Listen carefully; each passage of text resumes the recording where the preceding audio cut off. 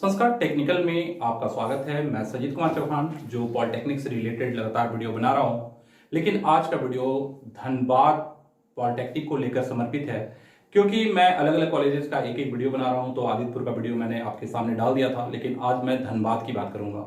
धनबाद जो कोयला नगरी के नाम से विख्यात है और ये दामोदर नदी के किनारे स्थित है, तो ये एक बहुत ही अच्छा इंडस्ट्रियल बेल्ट है, क्योंकि यहाँ पर आप अगर कोयला के बारे में कहें तो ये बहुत ही ज्यादा फेमस होता है और धनबाद को आप कोयला नगरी के नाम से जान सकते हैं। उसके बाद मैं बात करूं धनबाद की, तो धनबाद में आईएसएम जैसे बड़े कॉलेज हैं जो कहीं ना कहीं धनबाद में और भी ज्यादा चार चांद लगाता है। तो इसके बाद मैं कहूंगा कि बहुत सारे बच्चे बोलेंगे सर आईएसएम तो अब आईआईटीज चेंज हो चुका है। हाँ भाई, आईआईटी में चेंज हो चुका है और यहाँ के फैकल्टीज के कारण यहाँ का डिप्लोमा और भी ज्यादा सशक्त हो जाता है। तो सबसे पहले मैं बता दूं कि यहाँ पर आपको धनबाद में कौन कौन से ब्रांच हैं। तो धनबाद में सिविल है, mechanical, electrical, metrology and computer science, ये सारे ब्रांच आपको धनबाद में मिल जाते हैं। तो सबसे पहले मैं बता दूं कि धनबाद कॉलेज क्यों है खास। तो मैं कहूंगा कि ये कॉलेज इसलिए खास है क्योंकि यहाँ प्लेसमेंट बहुत ही अच्छा होता है।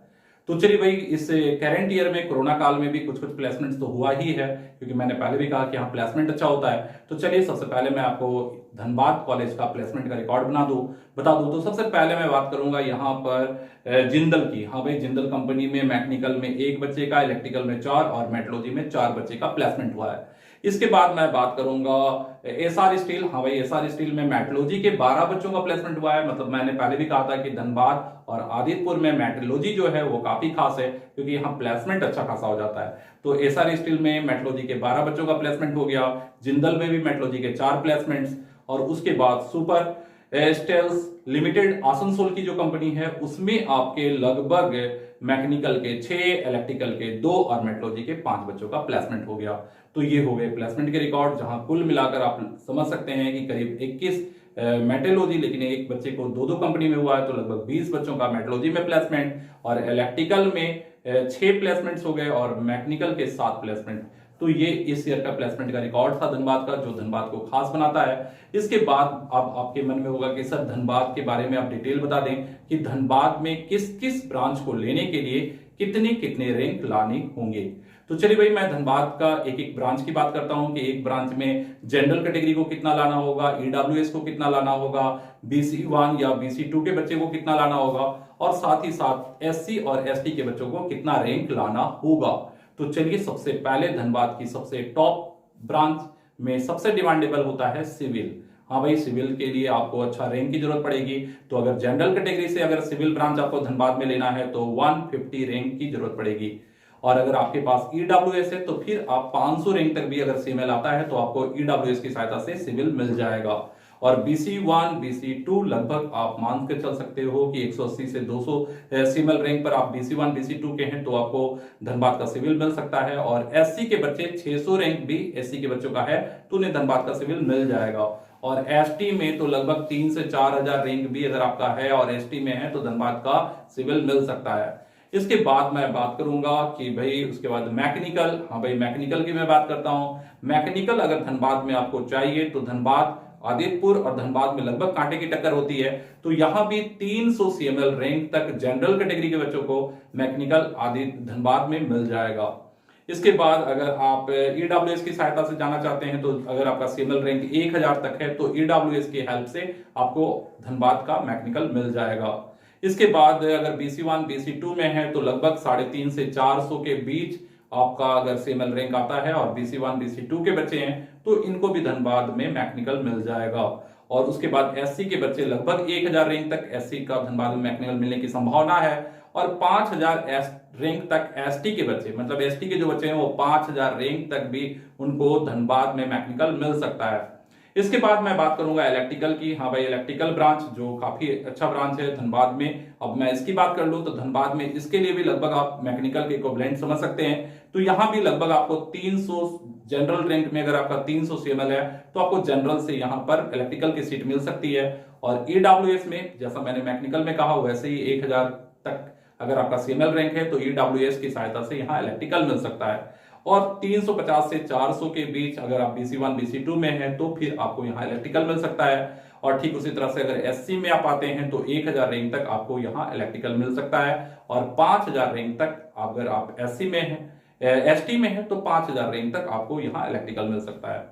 इसके बाद मैं बात करूंगा मेट्रोलॉजी। हाँ भाई, मेट्रोलॉजी का तो प्लेसमेंट आपने देखा ही कि इस साल भी काफी अच्छा प्लेसमेंट हुआ है। तो मेट्रोलॉजी जो मैं पहले ही बताया हूं कि 2 जगह गवर्नमेंट कॉलेजेस में है और एक पीपीपी मोड कॉलेज में। तो चलिए पहले मैं गवर्नमेंट कॉलेज धनबाद की बात कर दूं।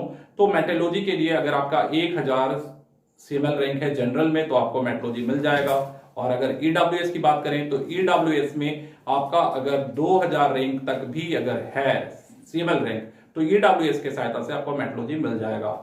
और BC1 BC2 में आपका अगर 1200 मतलब 1200 रैंक तक भी अगर आपका है तो आपको BC1 BC2 की सहायता से आपको वहां मिल जाएगा मेट्रोलॉजी ब्रांच। इसके बाद अगर आपका रैंक एससी में 2000 है तो 2000 रैंक में भी होने पर आपको एससी की सहायता से, एससी का सर्टिफिकेट है तो आप ले सकते हो यहाँ का मेट्रोलॉजी। और अगर आप एसटी में आते हो तो 8000 रैंक तक भी आपको यहाँ मेट्रोलॉजी मिल जाएगा। उसके बाद यहाँ का एक कंप्यूटर साइंस की मैं बात कर लूँ तो प्लेसमेंट में भाई कंप्यूटर साइंस में तो दिक्कत है, क्योंकि आपने मेरे धनबाद वाले वीडियो में देखा था कि कंप्यूटर साइंस का प्लेसमेंट में खासकर आपको आदित्यपुर ज्यादा बेस्ट होगा, लेकिन धनबाद में भी आप कंप्यूटर साइंस ले सकते हैं। तो धनबाद के कंप्यूटर साइंस का भी मैं लगभग आइडिया दे दूं तो धनबाद में आपको 2500 अगर आपका सीएमएल रैंक है तो फिर आप जनरल कैटेगरी से आप यहाँ पर कंप्यूटर साइंस ले सकते हैं। और अगर आपका ईडब्ल्यूएस के हैं तो फिर 3500 से 4000 रैंक होने पर भी आपको यहाँ कंप्यूटर साइंस मिल जाएगा। और अगर आप BC1 BC2 हैं तो 3000 रैंक तक भी BC1 BC2 के बच्चों को यहाँ कंप्यूटर साइंस मिल सकता है, और एससी के बच्चों को लगभग 4000 तक यहाँ का कंप्यूटर साइंस मिल जाएगा। और एसटी के बच्चे भाई 11000 रैंक तक भी लाएंगे तो उनको यहाँ कंप्यूटर साइंस मिल जाएगा। तो इस तरह से कुछ मैंने बता दिया लगभग आंकड़े। अब आपको लगेगा कि सर लास्ट ईयर के आंकड़े को भी कुछ बता दें, ये तो आपने अनुमानित आंकड़ा बताया अपने आधार पर। तो लास्ट ईयर के फर्स्ट और सेकंड जो काउंसलिंग हुई थी उसके अनुसार भी कुछ अनुमानित आंकड़े बता दें ताकि मुझे क्लियर हो। तो देखिए भाई, मैं कुछ कुछ चीजों का अनुमानित आंकड़ा बता देता हूं। जैसे सिविल की बात करता हूं, सिविल में फर्स्ट काउंसलिंग में 186, फर्स्ट काउंसलिंग में सिविल में 186 पर जनरल को मिल गया था, और सेकंड काउंसलिंग में 420 तक रैंक के बच्चों को भी सिविल मिला था। ठीक उसी तरह से ईडब्ल्यूएस की बात करें तो ईडब्ल्यूएस में 2891 रैंक तक बच्चों को सिविल मिल गया था। BC1 में 523 रैंक पर सिविल मिल गया था, और BC2 में लगभग 656 रैंक पर भी BC2 के बच्चों को सिविल मिल गया था सेकंड काउंसलिंग में।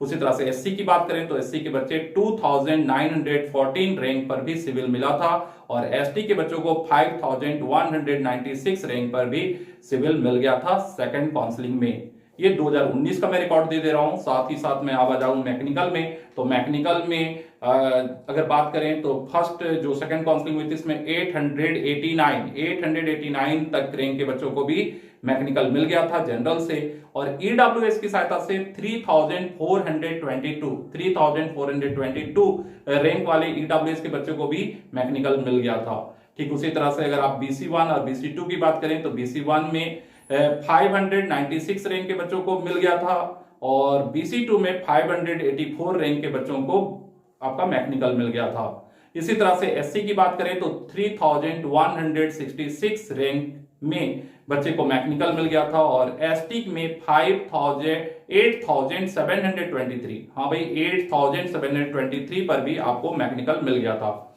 ठीक इसी तरह से आप इलेक्ट्रिकल की बात कर लें तो इलेक्ट्रिकल में भाई इलेक्ट्रिकल लेने के लिए 538 रैंक के बच्चों को मिल गया था जनरल कैटेगरी से, और अगर उनके पास ईडब्ल्यूएस था तो 2329 से मिल गया था इलेक्ट्रिकल ईडब्ल्यूएस की सहायता से। और ठीक उसी तरह से BC1 में 576 रैंक पर सेकंड काउंसलिंग में आराम से इलेक्ट्रिकल मिल गया था, और BC2 में 894 रैंक पर आपको इलेक्ट्रिकल मिल गया था धनबाद में BC2 के बच्चों को। और उसी तरह से एससी की बात करें तो 2677 रैंक पर इलेक्ट्रिकल मिल गया था, और एसटी की बात करें तो 7551 रैंक पर भी बच्चों को मिल गया था इलेक्ट्रिकल ब्रांच। अब बात करते हैं मेट्रोलॉजी की। तो मेट्रोलॉजी में सेकंड काउंसलिंग में लगभग 1395 रैंक तक के जनरल कैटेगरी के बच्चों को मिला था मेट्रोलॉजी ब्रांच। और ईडब्ल्यूएस की बात करें तो ईडब्ल्यूएस में लगभग 18,000 वाले बच्चों को भी ईडब्ल्यूएस से मिल गया था मेट्रोलॉजी। और अगर फिर आप BC1 की बात करें तो 1607 रैंक तक के बच्चों को मेट्रोलॉजी मिल गया था BC1 के, और BC2 में 1983 रैंक के बच्चे को भी मिल गया था मेट्रोलॉजी ब्रांच सेकंड काउंसलिंग में। उसके बाद SC की बात करें तो 4447 रैंक के बच्चे को भी मेट्रोलॉजी मिल गया था, और ST की बात करें तो 20,074 रैंक के बच्चे को भी मेट्रोलॉजी धनबाद में मिल गया था। तो इसी तरह से आप कंप्यूटर साइंस की भी थोड़ा बात कर लेते हैं। कंप्यूटर साइंस में अगर जनरल कैटेगरी के बच्चे 3582 रैंक पर भी उन्हें कंप्यूटर साइंस मिला।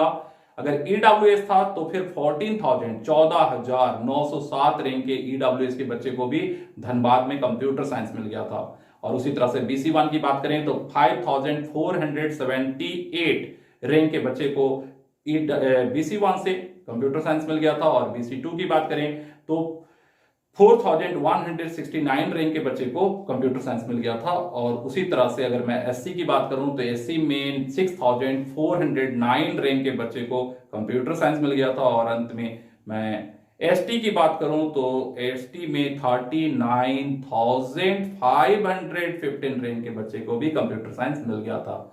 तो भाई ST के बच्चे तो 30,000 तक, मतलब 19,000 20,000 रैंक वाले बच्चे भी अगर ST में हैं तो कंप्यूटर साइंस तक तो धनबाद में आपको मिल ही जाएगा। तो ये कुछ रिकॉर्ड्स थे जो धनबाद के थे, जो मैंने स्पेशल आपको दे दिया।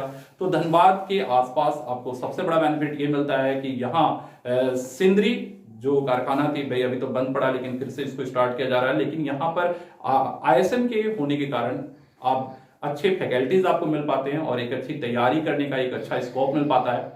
तो उम्मीद है कि ये वीडियो आपको अच्छा लगा होगा, धनबाद की एक जानकारी हो गई होगी। तो चलिए इस वीडियो में ही अगले वीडियो में फिर दूसरे कॉलेज को लेकर आएंगे। तब तक के लिए जय हिंद, जय